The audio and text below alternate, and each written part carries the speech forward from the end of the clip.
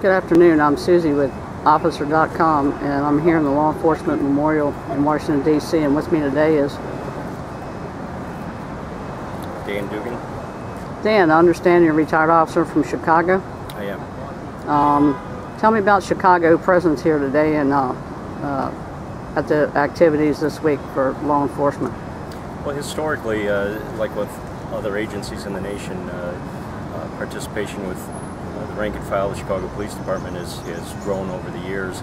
I think our highest attendance was in 2002, where we had a little over 500 officers on their own time, on their own dime, came out to the memorial.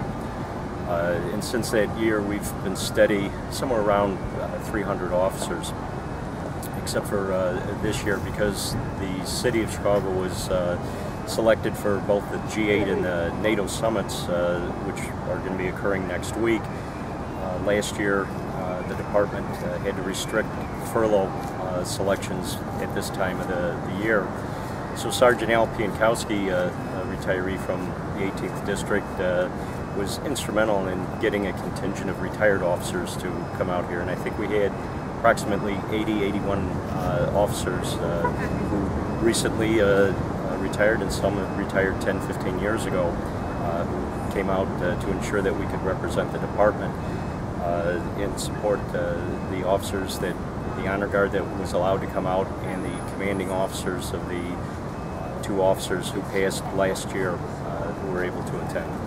I understand you've got to know officers from Los Angeles over the years, and you've developed quite a relationship with them. Can you explain a little bit about that?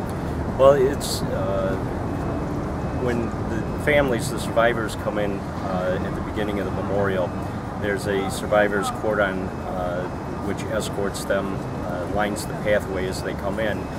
Over the years, the unfortunate part was, as the family members are leaving, you don't see the same number of officers at the end that you did in the beginning.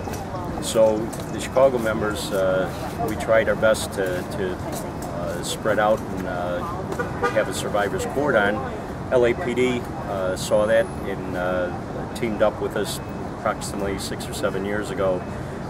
So as the families were leaving, they had a great representation by LAPD and Chicago PD standing tall as the survivors exited the memorial.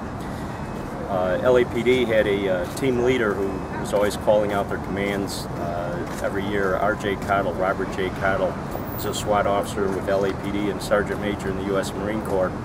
R.J. was killed in Afghanistan in March 2010. So there was a close bonding between the departments, and through the life and death of R.J. Cottle, which also I think helped to cement the relationships between the two agencies. And I understand challenge coins, you've exchanged challenge coins and other mementos through the years? That is correct. On the end of the memorial service in May of 2010, we recognized RJ in a simple little ceremony that we did not want that day to go by without us respecting the memory of RJ. Although he was not killed in the line of duty as a police officer, he was killed in the line of duty as a United States Marine serving this country. And we just wanted to ensure that that memory was not lost.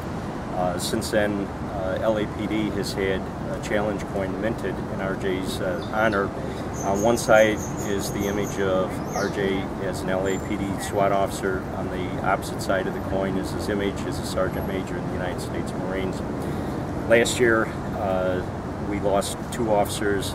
LA presented 2 coins to the commanding officers in honor of RJ, as they did the previous year when we had lost 5 officers. So it's a tradition that has recently started, and unfortunately will continue because of police officers, just the nature of their work. Okay, thanks a lot. Appreciate your time today.